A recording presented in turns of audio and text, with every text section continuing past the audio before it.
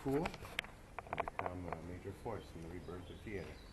This house he acquired towards the end of his life. But the last version of his most famous work, Orlando Furioso, Mad Roland, which was published in its last edition in 1532, he wrote in there. And Elena, he wrote in there as well. What do you think? What are your impressions?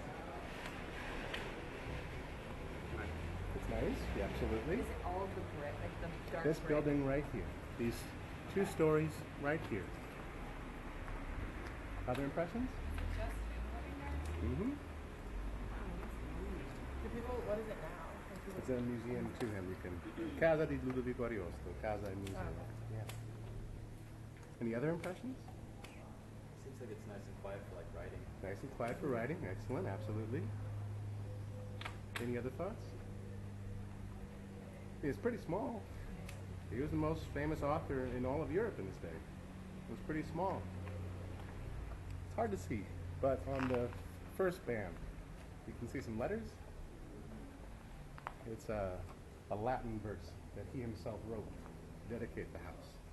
It says, modest, this house is, but also befitting my needs. Not squalid, and most importantly, considering the themes of Elena, it was built with acquiring no debts, but paid for by myself. So you can imagine that both a great writer's retreat, but also a symbol of pride, that he is an author, as a marginal figure who had to scrape his way through life, had been able to buy this of his own money with no loans, and have it be a place where he could create a few of the most important and influential and thrilling works that I know of. Yesterday's class was pretty good. It was fine. I probably could have slept a little more. You guys probably could have read a little more. But I know you're not going to forget this summer. I do also know that you will forget like 80% of the cultural details, and that's fine. Not before the final, but over time, that's fine. You'll remember the magical moments more than the dates of certain battles. But remember Ariosto's name. Read him again, either his plays or his masterwork in Mad Roland, Orlando Furioso.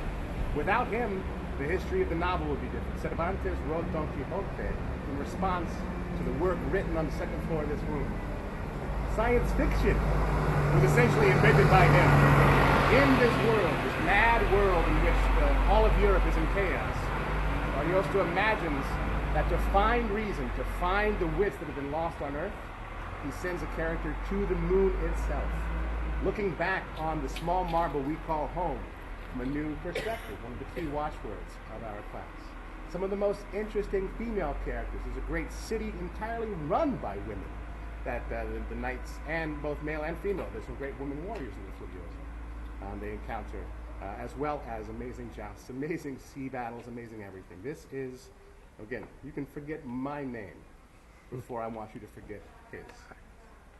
He is not important just because he's some kind of famous old white dude. He criticized power, he soberly and cynically examined it in the midst of an incredibly chaotic world, and showed the power of the imagination to be evolved in trying times. So, that's Ariosto. Let's head on to our next stop.